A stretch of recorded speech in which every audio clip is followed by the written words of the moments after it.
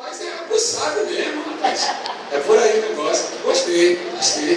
Deus continue abençoando vocês. Você está lembrado de mim? Você é.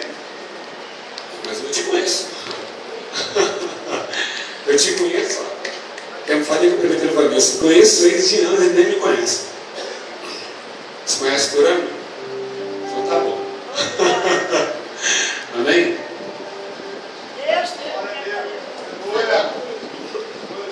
Hoje eu saí do trabalho e vim cantando um louvor dentro do ônibus. Eu não estou nem aí. O pessoal veio da praia, uma bagunça, cara, eu estou lá, botei o fone, o pessoal me olhar.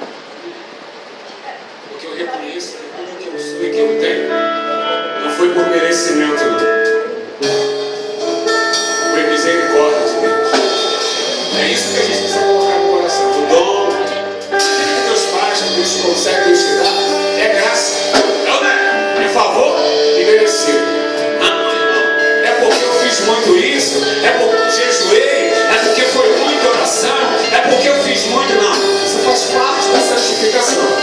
Mas o que Deus faz é por misericórdia. Amém? Quando tudo em mim era certo, os meus olhos já não viam as tuas mãos.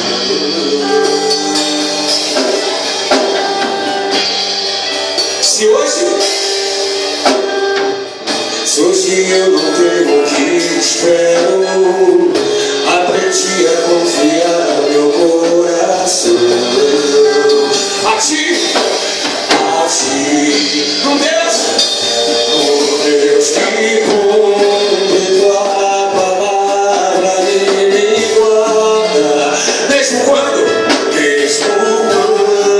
penso que é chegar ao fim. eu só preciso adorar. Eu só preciso adorar em meio às dores, pois o milagre é um detalhe para ti.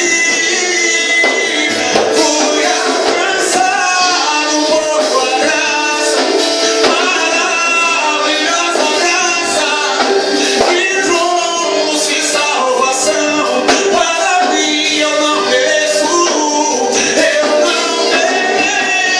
tanta graça, mas por misericórdia, nós temos recebido todos os dias. O maior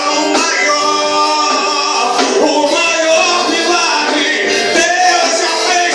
Fui alcançado por tua graça, maravilhosa graça, que trouxe salvação. Eu não mereço,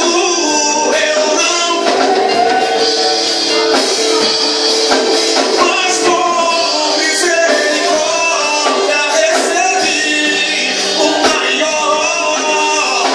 maior milagre Deus já fez por mim.